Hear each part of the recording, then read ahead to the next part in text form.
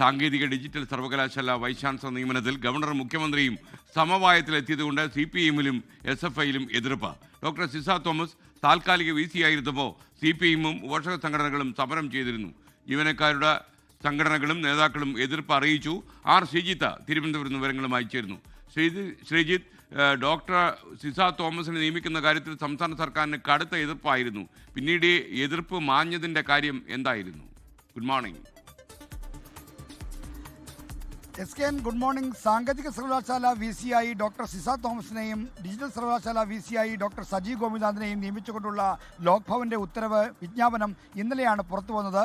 ഈ Saji ഗോപിനാഥിനെ digital VC നിയമിക്കുന്നതിനെ ഗവർണറും സിസ തോമസിനെ സാങ്കേതിക സർവകലാശാല VC നിയമിക്കുന്നതിനെ സർക്കാരും ശക്തമായി എതിർത്തിരുന്നു. ഇരുവരും 2 വയസ്സായി നിന്ന് പോരടിച്ചുകൊണ്ടിരിക്കുമ്പോഴാണ് പൊടുന്നനെ ഒരു സമവായം ഉണ്ടായത്. സജി ഗോപിനാഥിനെ ഡിജിറ്റൽ VC നിയമിക്കുന്നതിനെതിരെ ഗവർണർ 20 പേജുള്ള ഒരു കത്ത് മുഖ്യമന്ത്രിക്ക് കൈമാറിയിരുന്നു. ഡിജിറ്റൽ സർവകലാശാല നടക്കുന്ന അഴിമതിയും മറ്റും ചൂണ്ടിക്കാണിച്ചുകൊണ്ടായിരുന്നു കത്ത്. ഈ കാര്യം ഇതൊന്നും താൻ കോടതിയെ അറിയിക്കുന്നില്ല, മാധ്യമങ്ങളെ അറിയിക്കുന്നില്ല, എങ്കിൽ പോലും ഇങ്ങനെ ഒരു പ്രശ്നമുണ്ട് എന്ന കാര്യമാണ് മുഖ്യമന്ത്രി ഗവർണർ രേഖാമൂലം അറിയിച്ചത്. അത് സജി ഗോപിനാഥിനെ വെക്കണമെന്ന നിർദ്ദേശത്തെ എതിർത്തുകൊണ്ടായിരുന്നു. എന്നാൽ സർക്കാരാകട്ടെ സിസ തോമസിനെ ഒരു തരത്തിലും അംഗീകരിക്കാൻ കഴിയില്ല, സാങ്കേതിക സർവകലാശാലയിൽ അവരെ നിയമിക്കാൻ കഴിയില്ല എന്ന ശക്തമായ നിലപാടായിരുന്നു. അപ്പോൾ ഈ ഘട്ടത്തിലാണ് പൊടുന്നനെ ഒരു സമവായം രൂപപ്പെട്ടത്.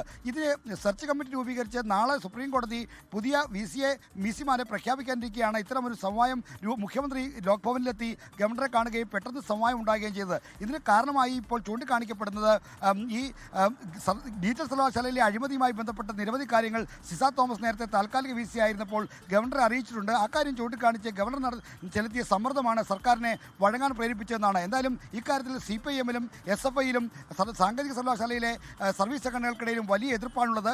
മാസങ്ങളോളം സമരം ചെയ്ത സിസ തോമസിനെ ശക്തമായി എതിർക്കുകയായിരുന്നു. സമരത്തെ തുടർന്ന് സർവകലാശാലയുടെ പ്രവർത്തനങ്ങൾ ആകെ താളം തെറ്റി, പരീക്ഷാ കലണ്ടർ താളം തെറ്റി, അക്കാദമിക് പ്രവർത്തനങ്ങൾ മുഴുവൻ പ്രശ്നങ്ങളായി. എന്നിട്ടും ഇപ്പോൾ സിസ തോമസിനെ അംഗീകരിക്കേണ്ടി വരുന്ന ഗതികേടിലേക്ക് തങ്ങൾ എത്തി. എന്തിനാണ് ഇത്തരമൊരു ഒത്തുതീർപ്പ് ഉണ്ടാക്കിയത് എന്ന ചോദ്യമാണ് SFIയിൽ നിന്നും CPIഎമ്മിൽ നിന്നും ഒപ്പം തന്നെ സർവീസ് സംഘടനകളിൽ നിന്നും ഇപ്പോൾ സർക്കാരിന് നേരെ ഉയരുന്നത്. SKN. ഓക്കെ, ശ്രീജിത്താണ് വിവരങ്ങൾ നൽകിയത്. ലോകത്തെവിടെയായാലും ഏത് സമയത്തും 24 വാർത്തകളും ഓഗ്മെന്റഡ് റിയാലിറ്റി പാക്കേജുകളും എക്സ്പ്ലെയിനറുകളും വിശദമായി കാണാൻ ഞങ്ങളുടെ YouTube ചാനൽ നിങ്ങൾക്ക് സബ്സ്ക്രൈബ് ചെയ്യാം.